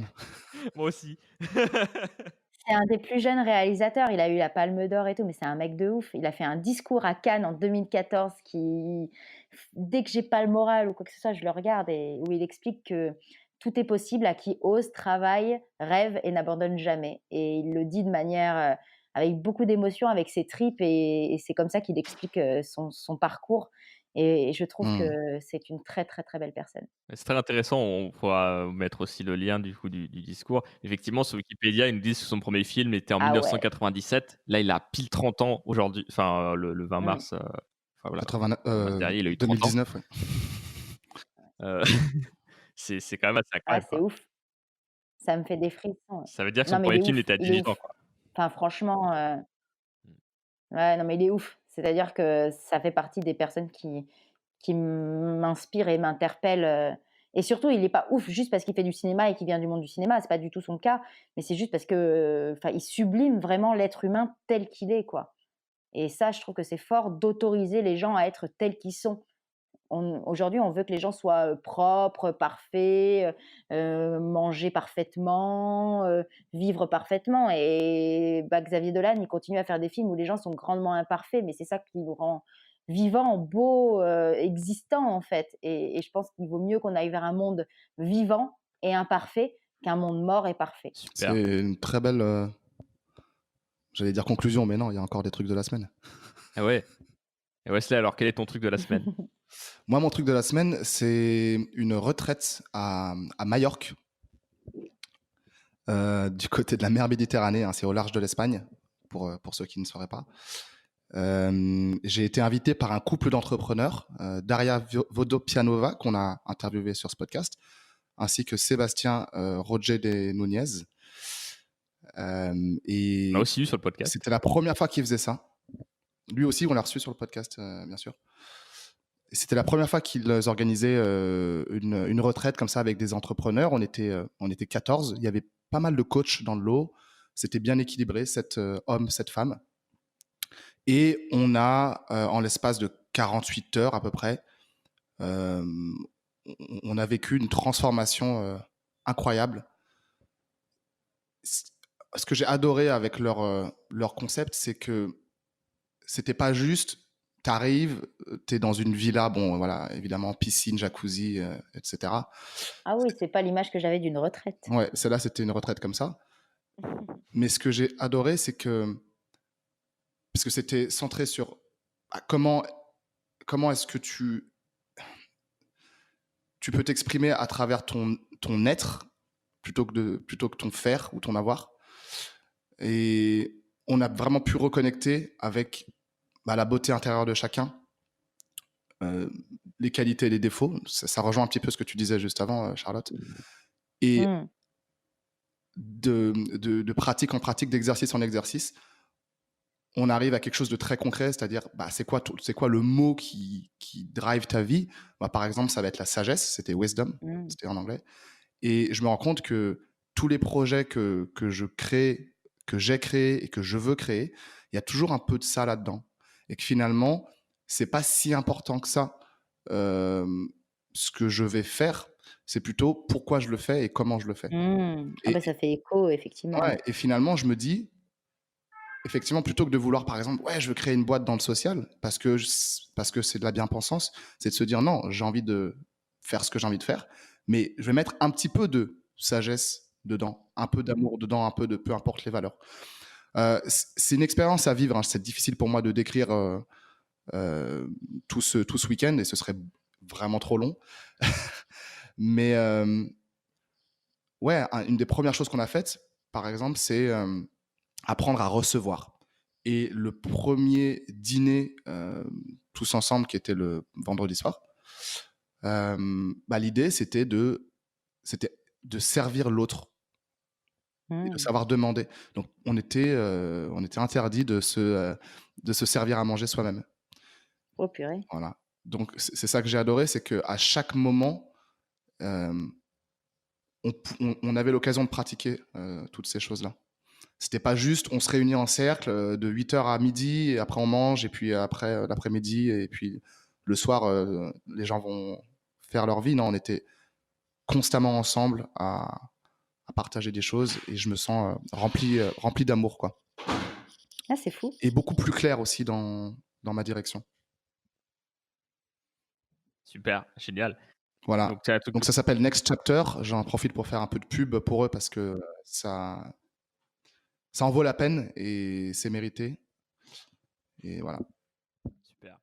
Bah, du coup, merci Wesley. Donc, next chapter, ça sera, on mettra aussi les liens du coup sur la page de l'émission et sur les notes de l'émission. Euh, Quant à moi, du coup, bah écoute, c'est marrant parce que j'ai eu cette discussion avec Mélanie l'autre jour parce que je suis allé filmer ta conférence, euh, Charlotte. Et en fait, sur le retour, donc j'ai discuté un peu avec Mélanie et je discutais de ce dont je vais parler aujourd'hui. En fait, je me suis fait coacher ces derniers mois et on m'a fait travailler sur le why avec la version du coup de Simon Sinek, donc ce Ah, fameux super. conférencier légendaire qui a fait un TED Talk qui a vraiment fonctionné, même plusieurs TED Talks, et qui vous dit, ok, mais c'est quoi ton pourquoi, pourquoi tu fais ce que tu fais, voilà. Et il me semble que c'est quelque chose sur lequel que vous avez pas mal étudié toutes les deux, euh, Charlotte. Ouais, on en parle dans le bouquin et on a créé des outils pour trouver son pourquoi, ouais. Voilà, donc il y a pas mal de choses. Donc j'ai hâte d'aller voir ça parce que du coup, moi maintenant que j'ai fait l'exercice sans ça, ça m'intéresse d'aller voir ça. Il faut savoir qu'il y a deux livres, hein. Il y a Comment trouver son pourquoi et puis après le guide, quelque chose comme le guide. Je vais voir là juste une seconde. Voilà, il y a le livre Trouver son pourquoi, le guide pratique pour découvrir son moteur et celui de son équipe. Et le premier livre qu'il a fait, c'était Commencer par le pourquoi, qui du coup venait un peu de cette Mmh. conférence. C'est vrai que, alors, moi, j'avais pas mal un peu de clichés là-dessus parce que c'est toutes les choses dans le développement personnel que les gens répètent encore, encore et encore. Mmh.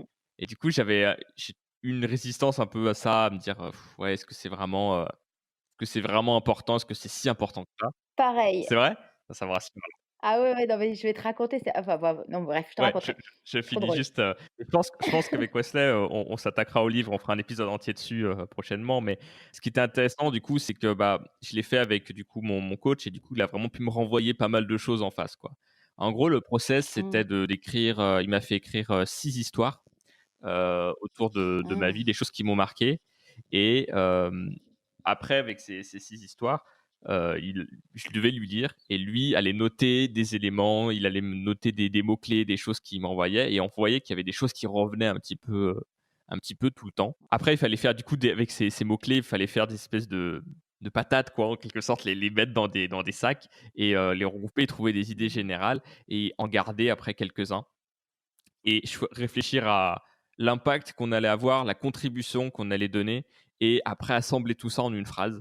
Et puis ensemble, réfléchir autour de cette phrase pour en faire la meilleure possible, celle qui me correspond le mieux.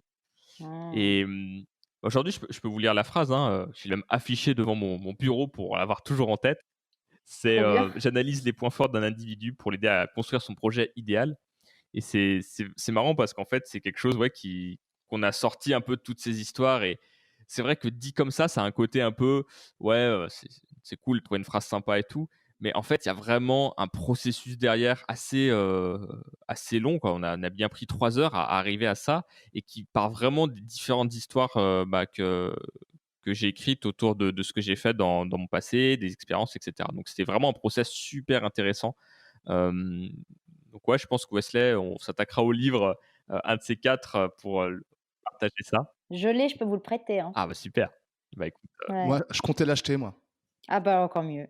Acheteur Mais de livres. tu parles de, là, on parle de, ouais, De celui de Simon Simon Sinek. Sinek. Ouais, Ouais. ouais. Ouais, ou je vais peut-être le prendre en audio. J'aime bien les livres audio. Ah oui.